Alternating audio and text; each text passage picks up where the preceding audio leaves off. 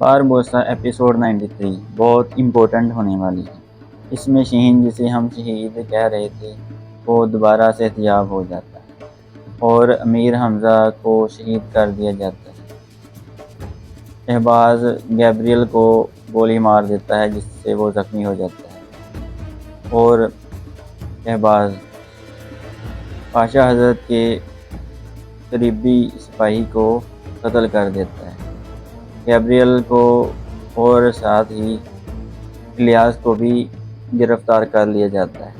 ہر طرف جنگ کا سامان تھا، ہر کوئی پریشان تھا، چاہے وہ کوئی بھی ہو۔ دونوں طرف سے ہی سارے سپاہی پریشانی اور خستہ حالی کی صورت میں تھے۔ ہر طرف گولیاں چل رہی تھیں، بارود چل رہا تھا، تلواریں چل رہی تھیں۔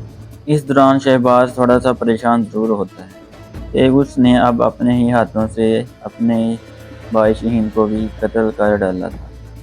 اس میں گیبریل کے جو شہباز کے سپاہی تھے ان کے پاس بندوقیں اور پستول تھے، لیکن جو خضر رئیس اور سروج رئیس کے سپاہی تھے ان کے پاس صرف تلواریں تھیں جس سے وہ لڑ رہے تھے۔ اب شہباز اپنے سپاہی سے پستول پکڑ کر گیبریل کی طرف تان دیتا ہے تو جس سے گیبریل بھی پریشان ہوتا ہے اور سروج رئیس بھی اس کی طرف حیرانگی سے دیکھتے ہیں اور وہ اسے کے بازو پر گولی مار دیتا ہے جس سے وہ زخمی ہو جاتا ہے۔ اسی دوران امیر حمزہ بھی ایک طرف سے آتا ہے اور شہباز سے لڑنے لگتا ہے۔ اس لڑائی کے دوران شہباز کی تلوار سے امیر حمزہ شہید ہو جاتے ہیں۔ جب شہباز کو لگتا ہے کہ یہ معاملات ہمارے کنٹرول سے باہر ہیں تو وہ اپنے سپاہیوں کو پیچھے ہٹنے کا کہتا ہے۔ اب یہاں پر شہباز کے کچھ سپاہی قلعے کی چھتوں پر چڑھنے کی کوشش کرتے ہیں، لیکن قلعے کے محافظ ان کو روک لیتے ہیں اور ایک طرف سے پیری رئیس بھی ان کی طرف بڑھتا ہے اور ان کو گھیرے میں لے لیا جاتا ہے، لیکن سپاہی زیادہ ہوتے ہیں تو اچانک ایک طرف سے تیروں کی برسات ہوتی ہے اور شہباز کے سارے سپاہی ڈھیر ہو جاتے ہیں۔ تو پیری رئیس اچانک حیران ہو کر ایک سائڈ کو دیکھتا ہے کہ کمار رئیس یہاں پہنچ چکے ہیں۔ پھر کمار رئیس پیری رئیس کو لڑتے ہوئے دیکھ کر خوش ہوتے ہیں۔ پیری رئیس اور کمار رئیس شروع میں ایک ساتھ جنگیں لڑا کرتے تھے۔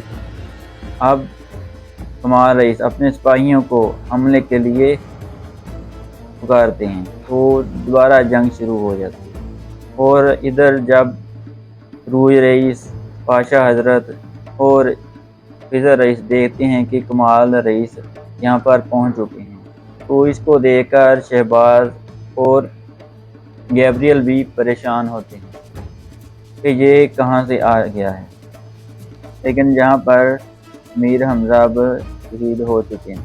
اور اسی دوران شہباز پاشا حضرت کے جو محافظ تھا اس کی طرف جاتا ہے اور اسے قتل کر دیتا ہے تاکہ وہ سارے معاملات کا بتا نہ سکیں۔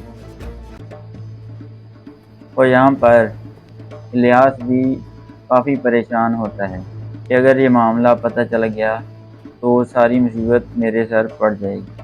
اب دونوں طرف سے بہت زیادہ نقصان ہو چکا تھا، بہت زیادہ سپاہی شہید اور قتل ہو چکے اور شہباز اب جنگل کی طرف دوبارہ ٹیپتا جزیرے کی طرف بھاگ رہا تھا، لیکن اس کے پیچھے کچھ سپاہی اس کا پیچھا کر رہے تھے۔ اب یہاں پر شہین کو شفا خانے لے آیا جاتا ہے، لیکن جلد ہی وہ ہوش میں آ جاتا ہے اور صحت یاب ہو جاتا ہے اور جس پر سب خوش ہوتے ہیں۔ لیکن دوسری طرف سے یہ خبر بھی ملتی ہے کہ امیر حمزہ شہید ہو گئے، اس پر سب غمزدہ ہوتے ہیں۔ اب یہاں پر گیبریل کو گرفتار کر لیا گیا تھا اور گیبریل سارا معاملہ شہباز اور الیاس پر ڈال دیتا ہے کہ میں تو امن معاہدے کے لیے آیا تھا، لیکن یہاں پر نئی جنگ شروع ہو گئی۔ تو یہاں پر وہ کہتا ہے کہ جتنے بھی جو سپاہی تھے جو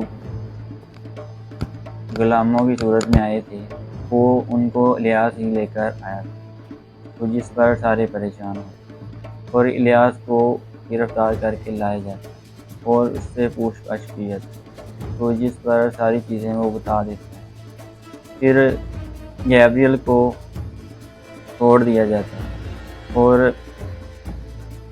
الیاس کو جیل میں ڈال دیا جاتا ہے۔ اس طرح یہ سارے معاملات اس ایپیسوڈ میں چلتے ہیں۔ اب الیاس کی بیوی کمال رئیس سے کہتی ہے کہ آپ اسے بلا وجہ پر الزام لگا رہے ہیں۔ الیاس نے تو ہمدردی کے طور پر اپنا سونا دے کر ان کو آزاد کروایا تھا، آپ یہ سب کیسے کر سکتے؟ کمال رئیس کہتے ہیں کہ یہ سب کا فیصلہ تحقیقات کے بعد ہوگا، تب تک سب کو خاموش رہنا پڑے گا۔ اب دوسری جانب جنگل میں شہباز اور اس کے سپاہی بھاگ رہے ہوتے ہیں تو اس کے پیچھے ہی روئی رئیس کے سپاہی پہنچ جاتے ہیں اور جہاں پر جنگ شروع ہو جاتی ہے، لیکن یہاں سے بھی شہباز بھاگنے میں کامیاب ہو جاتا ہے۔ تو اگر آپ کو ہماری اس ایپیسوڈ کی چھوٹی سی اسٹوری پسند آئی ہو تو چینل کو سبسکرائب ضرور کیجیے۔ Thanks for watching.